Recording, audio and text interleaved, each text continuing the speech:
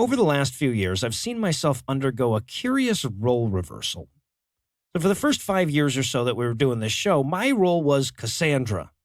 Right, I was screaming from the rooftops, desperately trying to get people to pay attention to the very real danger posed by the Pat Robertsons, Glenn Becks, Alex Joneses, and Tony Perkins of the world. I'd say, hey, world, you guys do realize these people are actively trying to overthrow the fundamental values of liberal democracy and replace it with a return to a fictional theocratic history, right? And everybody would look at me with bright eyes, and then they'd pat me condescendingly about the head and tell me not to worry my pretty little self about it at all. I mean, sure, that might be their stated goal, but they don't actually have the power to do it, right? As though that meant they couldn't be dangerous. Right, but then they burst forth onto the national scene with their very own president, and suddenly I felt like an idiot with a rope who'd been trying to balance a felled tree back on its stump. Suddenly, all the people who patronized my dire predictions came screaming back to me to warn me that Pat Robertson, Glenn Beck, Alex Jones, and Tony Perkins were going to establish a theocracy. Which they're not. They still don't have the power to do that. Right? I feel like the best analogy is to imagine a dude with a hand grenade threatening to go to the stadium and use his hand grenade to blow up the planet. Right? You and me and all the others in the atheist movement, we're the first to see him, right? We're the first to come across him. So we call 911. We say, hey, you better get somebody down here. There's a dude with a hand grenade and he's threatening to go to the stadium and blow up the entire earth, only to be told by the dispatcher that hand grenades can't blow up planets. He's hell and gone from the stadium. Don't worry about it. Right, so we moved up the line from dispatcher. We talked to the cops. We talked to the sergeants. We talked to the chiefs. We talked to the commissioner. We talked to the congressmen, the senators, the governors. All of them dismissed our concerns because they'd looked up hand grenades and they were quite certain that the earth would be just fine. And then, after all our warnings, this psycho with the grenade wanders into that stadium on game day. And then suddenly all the senators and governors and police commissioners that dismissed us before offer up a collective gasp and say, oh no, he's going to blow up the earth.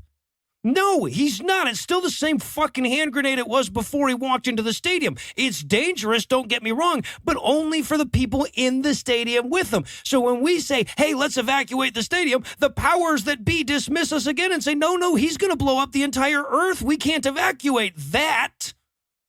Right, and I almost get where they're coming from. For the lucky majority of the world that doesn't spend large portions of their week combing through evangelical newsletters and Christian news aggregators and True News and The Blaze and InfoWars, I can see how this threat looks like it just sprang out of nowhere, fully formed. All these intellectuals that were ignoring this problem didn't see any of the antecedents, and when we were pointing it out, they dismissed it as meaningless. And then, out of nowhere, this unperceived threat seizes control of the federal government. Or at least 2/3 of it.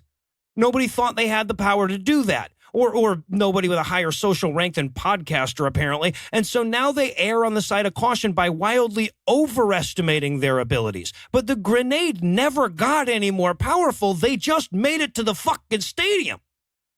You know, meanwhile, we're debating how to save Earth itself, and the people inside that stadium, in this particular analogy, they represent vulnerable Americans like immigrants, gays, lesbians, trans people, people of color, people of minority religions. They're like, hey, I don't care what you do, but fucking do something. But since we're all outside the stadium, we can afford to worry about the bigger picture. We can, in fact, demand solutions that secure the entire world from the threat of this dude and his hand grenade. We can reject any plan that would save those people in the stadium right now for a better plan that would save all of us eventually. And that's where we are. That's that tree coming back over the stump and falling back on my stupid ass. We're ignoring the very problem we're here to address because we've lost our goddamn minds and started thinking that maybe, since we never thought he'd make it to the stadium to begin with, we were also wrong about his ability to blow up the earth. Maybe that stadium really does represent some crucial fault line in the entire planet's geology, and a perfectly placed explosion would just crack the planet in half. And sure, it probably won't happen, but can we afford to ignore that possibility now? Look, this grenade is gonna blow up. There are people surrounded by it right now, and they won't all die. It's a big stadium. The blast is going to be relatively small, but some of them are going to be right next to it when it goes off. And we might take some small comfort that our particular loved ones in the stadium might be spared from the blast, or maybe we take some comfort from the fact that we just really don't know any of those people in that particular stadium. Right, we might take some comfort in the fact that at the very least, people are finally taking that grenade-wielding psychopath seriously, but we can't afford this kind of inaction. We can't wait for the perfect solution that'll save the entire planet while we ignore the very real and immediate danger inside the stadium. I mean, we've been trying to whip people into action, and instead we've whipped them into a frenzy, and in a frenzy, they can't fix the problem. But if there's any solace to take, it's this.